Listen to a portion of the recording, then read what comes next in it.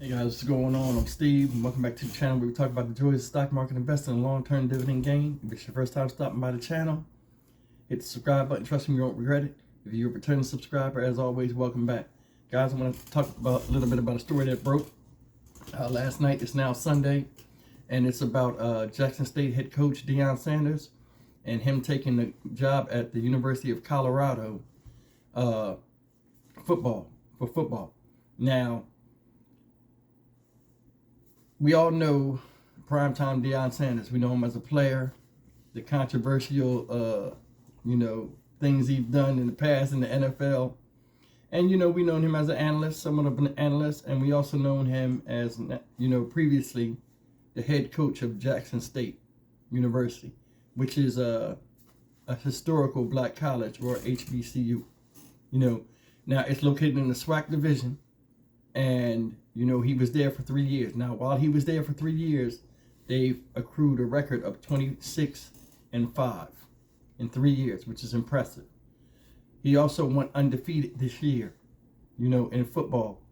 And right after they played that bowl game, he wound up leaving and going to Colorado to become the coach. Well, he signed on to become the coach of Colorado. Now, a lot of people, he's getting a lot of flack for this. And I want to talk a little bit today about why I think it's a good move. I don't think he's selling anybody out. He's not disappointing the kids or anything like that. I mean, from a standpoint, like he's selling the children out, or he don't care about anybody, that's helped him as a coach. I don't think it's like any of that. And I want to get into depth with that.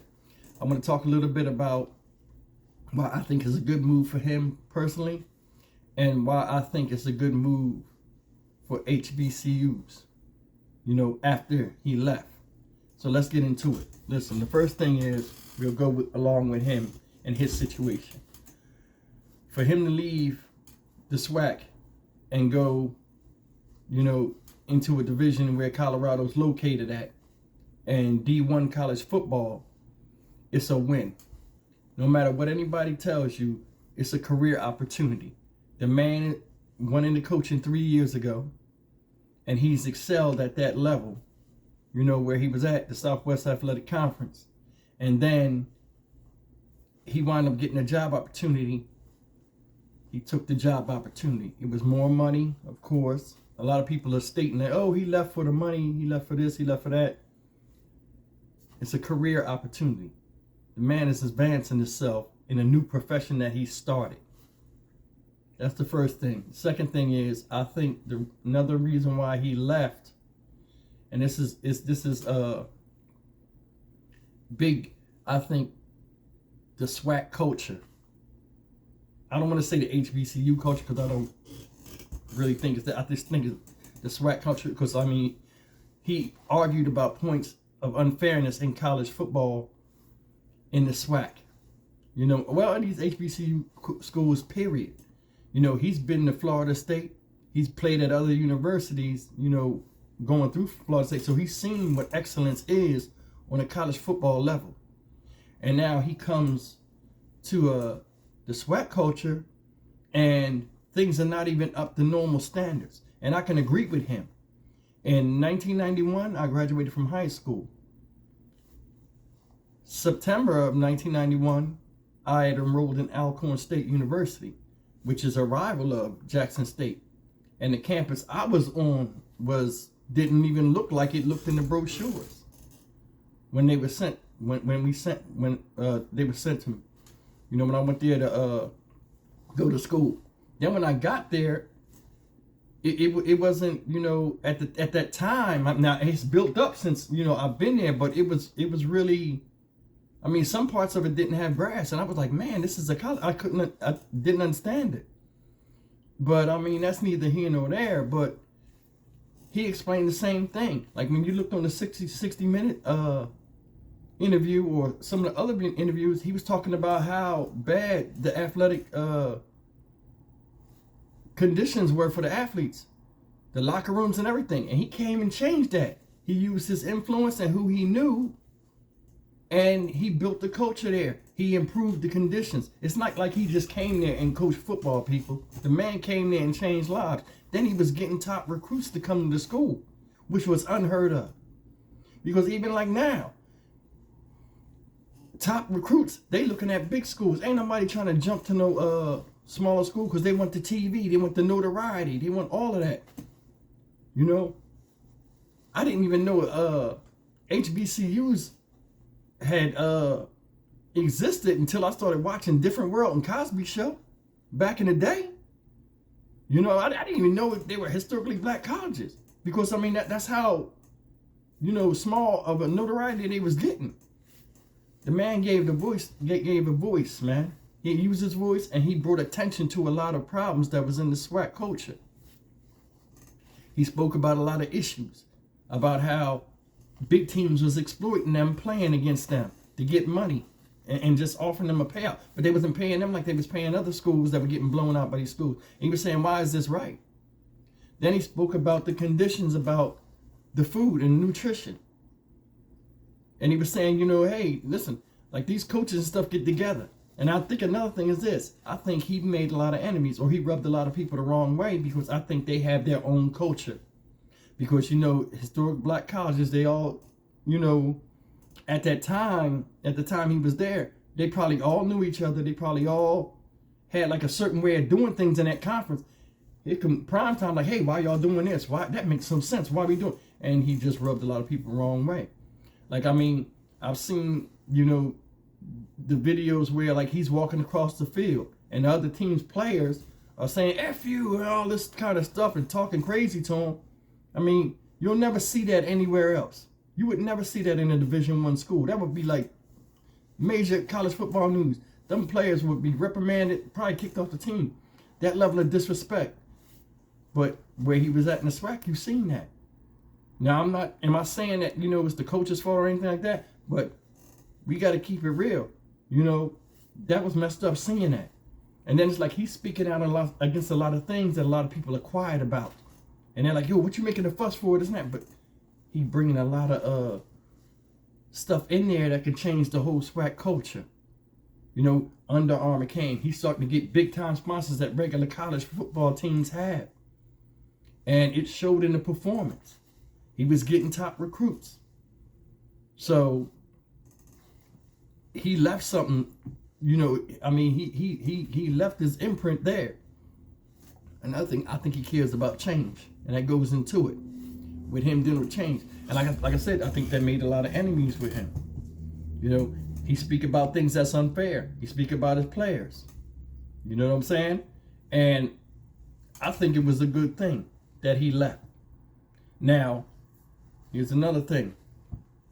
And this is why I give him respect. He was honest with his team.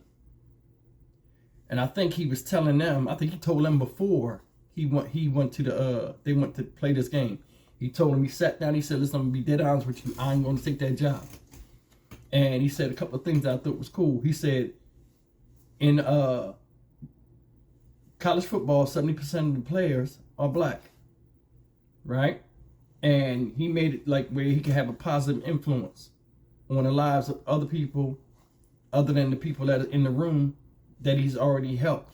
Another thing that I like that he said was, we got to keep it real. He told his players, we got to keep it real.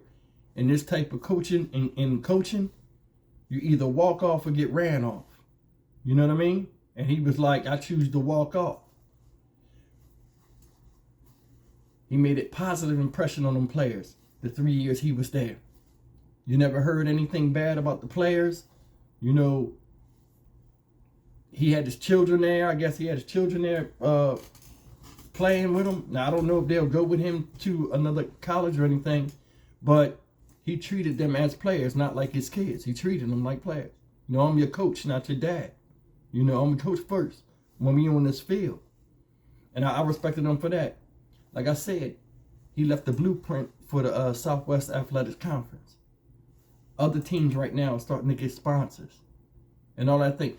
I think his work is done. Or, you know, he might think his work is done. I mean, he had a dominant team. They went undefeated this year. You know, and I think one of his motives was he always wanted to go to a bigger school because I guess he had a bigger platform. In closing, listen. In life, you got to do what's right for you. If it's an opportunity that comes along and it'll better you or better your career or your financial situation, the people that are in your corner, that are really in your corner, understand that. When the man announced that he was leaving, I seen nobody in there acting a fool. I seen no long faces. That man was a father, like a father to them children. And that's how it is about football and coaching. You know, a coach is like a father figure. Football, basketball, whatever, is somebody that you trust and you play your hardest and give your all to because you feel as though he's giving his all to you and y'all have to work together for a common goal. And the blueprint he left on these children, I think they understood that. There was nobody in there acting a fool like, oh, you sold us out of this and that. And like, you know, I've seen on a lot of YouTube, I don't want to say a lot, but I've seen a couple of YouTube videos because I want to see a reaction before I did my video. And there's some people that are trashing this man, you know, and it's for some of the craziest reasons. And the thing is this, my question is, why does, when somebody want to better themselves, there's always somebody in the background that's hating without even a viable excuse of why they mad at the man for leaving? And I don't understand that. You know, you can't please everybody in the world. All you can do is leave footprints for others to follow. You know, Jackson State gonna be all right. You know, and he's off to his next challenge. And that's what it is, you know, with us as human beings, especially as men, man. We need a sense of accomplishment. We need challenges going forward. Man is never satisfied. And for him, I think it's the right move. He's doing what make him happy. Everybody's saying, oh, they got mad because he won the game yesterday. And then he didn't talk to the media. Why he got to talk to the media? He ain't got to say nothing to the media. As long as he addressed his players and made sure the university was okay, and then he get on the plane and go to Colorado and get a tour. People were mad at that. Oh man, he left the team. No, they won. They came back. He addressed the team. Then he went on. You know, and then it wasn't like he was like, hey, I'm leaving. You guys come with me. He encouraged his players to stay. He said, don't enter the transfer portal. You know, when you transfer to another school, don't leave because I left. We got a culture here. You guys are comfortable. You built it. Don't leave. You know, because you have a lot of your players and your brothers and stuff here. Y'all built this together. See it go through. And I have no problems with it. But yeah, guys, I just wanted to chime in on that. I mean, I wish Deion Sanders luck with his job, you know, going at the University of Colorado. I also hope that Jackson State continues to do well, and a lot of the changes that he implemented will help the Southwest Athletic Conference and HBCUs as well. But man, I mean, leave me a comment, guys. Tell me how you feel about it. Do you think Deion sold out? Do you think you know, he was wrong for leaving? And as always, like, comment, share, and subscribe. And I'll see you guys in the next video.